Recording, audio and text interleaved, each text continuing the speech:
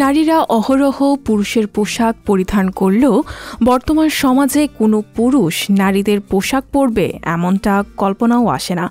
তবে এবার সব লজ্জা ভুলে দিল্লির মেট্রোতে স্কার্ট পরে ঘুরে বেড়ালেন দুই যুবক।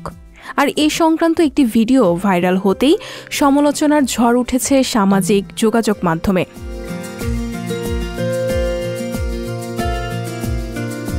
ওই দুই যুবক মূলত পোশাকের ক্ষেত্রে জেন্ডার স্টেরিওটাইপ ভেঙে দিতেই তারা এমন সিদ্ধান্ত নিয়েছেন। একজন ইনস্টাগ্রাম ব্যবহারকারী শেয়ার করা একটি ভিডিওতে দেখা যায় সমীর খান এবং তার বন্ধু টি শার্ট, ডেনিম স্কার্ট, একজোড়া স্নিকার্স, সানগ্লাস এবং হ্যান্ডব্যাগ নিয়ে ঘুরে বেরিয়েছেন। এই সময় মেট্রো কোচ এবং স্টেশনের ভেতরের লোকেরা হতবাক হয়ে তাদের দিকে তাকিয়েছিল।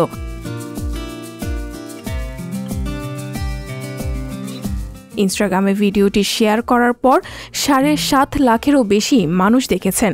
বিষয়টি নিয়ে মিশ্র প্রতিক্রিয়া দেখিয়েছেন নেটিজেনরা। একজন ব্যবহারকারী মন্তব্য করেছেন, একইভাবে তারা লুঙ্গি পরিধান করলে কিভাবে তার যত্ন নেবে। অন্য একজন ব্যবহারকারী লিখেছেন, এটা আরামদায়ক, আড়ম্বরপূর্ণ এবং বহুমুখী, প্রত্যেকের এটি পরা উচিত। এর আগে গত মার্চ মাসে ফ্যাশন কন্টেন্ট নির্মাতা শিবম ভারদাস মুম্বাইয়ের একটি লোকাল ট্রেনে কালো স্কার্ট পরে ইন্টারনেটে ঝড় তুলেছিলেন।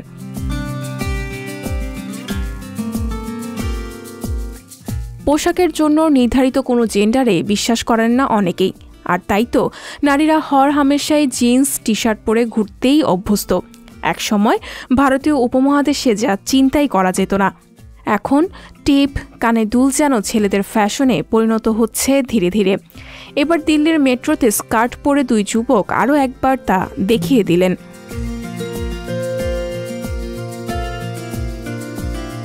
বর্তমানে স্কার্ট নারীদের পোশাক হিসেবে পরিচিত হলেও ইতিহাস বলে অন্য কথা। এক সময় এমন চল ছিল যখন পুরুষরা স্কার্ট পরতেন, এমনকি এখনও অনেক পুরুষ এই পোশাকটি পরেন।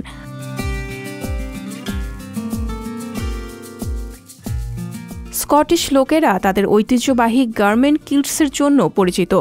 এটি আসলে স্কার্ট, অর্থাৎ এই পোশাকটি কেবল নারীদের দখলে নেই। আমেরিকার একটি গুহায় স্কার্টের খোঁজ পাওয়া গিয়েছে, যা পাইপ দিয়ে তৈরি হয়েছিল।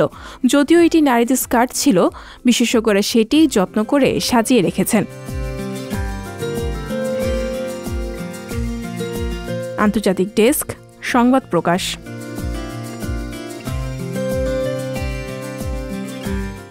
সংবাদ, ফিচার ও অনুষ্ঠানের জন্য ভিজিট করুন সংবাদ প্রকাশের ওয়েবসাইট এবং যুক্ত থাকুন ফেসবুক পেজ ও ইউটিউব চ্যানেলের সঙ্গে।